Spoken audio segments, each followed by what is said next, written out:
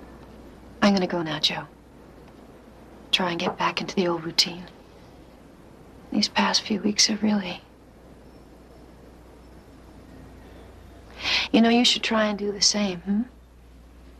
Get back to the office, see some familiar faces.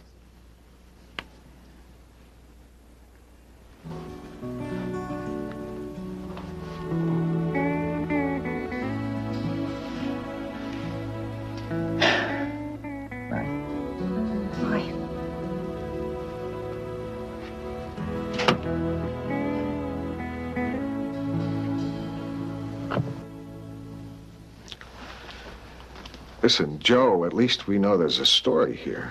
We just have to wait for something to break. What if it doesn't?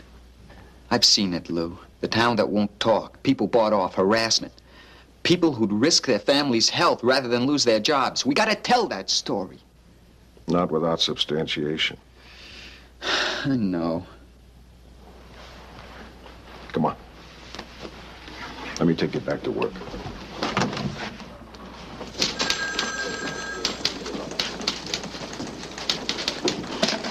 Hi, Rossi. Hi, Ivan. I've been saving your mail for you. Thanks. Thanks. Howdy, stranger. Hi, Donovan. Welcome back. Gang put me in charge of the welcoming committee. Okay, but I hate these big deals. Just let's get it over with. We already did. Hi, Rossi. You're looking pretty good. I'm sorry about your friend.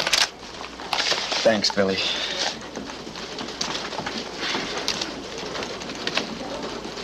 What is this? Huh?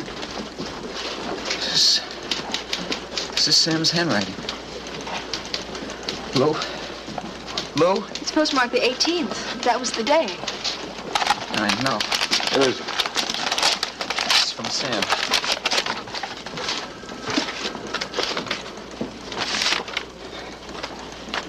Dear Joe, remember Murphy's Law?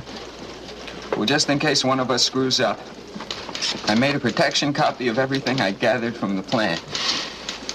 Getting cautious in my old age.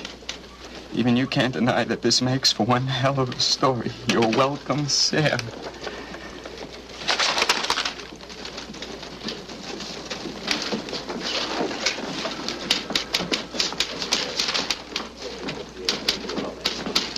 In 1972, the accidental leakage of highly radioactive materials at the Two-Core Corporation's Las Tunas facility led to the exposure of hundreds of plant workers who received insufficient treatment and the subsequent death of 4 employees. 5, Lou.